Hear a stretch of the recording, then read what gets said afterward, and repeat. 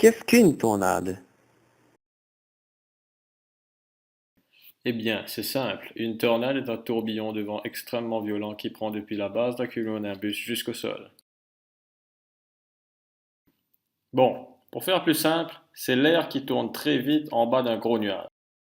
Comment peut-on passer d'un simple nuage à un tourbillon capable de tout détruire? Oh, calmons-nous et commençons par le début.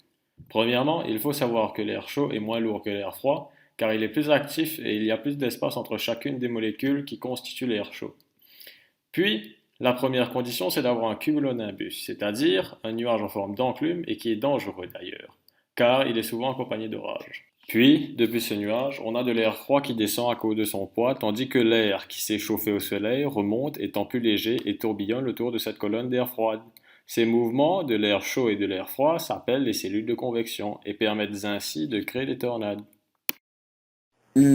Alors pourquoi pas une tornade qui monte jusqu'à l'espace?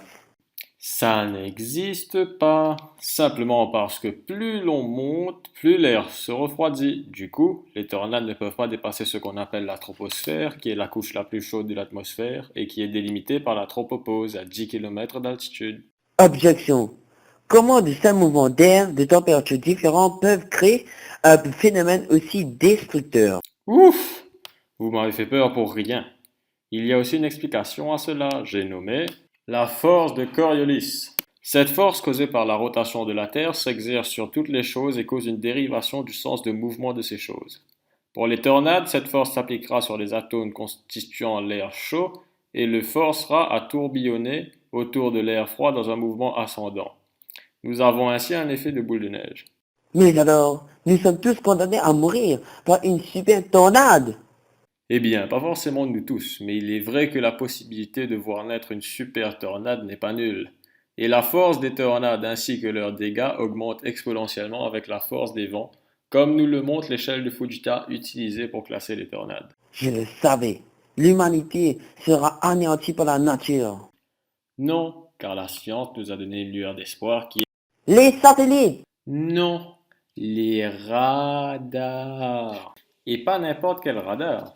Le radar Doppler. Qu'a-t-il de si spécial ce radar? Eh bien, il peut prévoir l'arrivée d'une tornade. Comment? Premièrement, expliquons son fonctionnement. Le radar fonctionne à partir de l'effet Doppler, effet que nous avons personnellement testé. Et donc, on en déduit que lorsqu'un objet s'approche, le son envoyé par un émetteur aura une plus haute fréquence au retour qu'à l'aller, tandis que si l'objet s'éloigne, la fréquence de ce son sera plus haute à l'aller qu'au retour.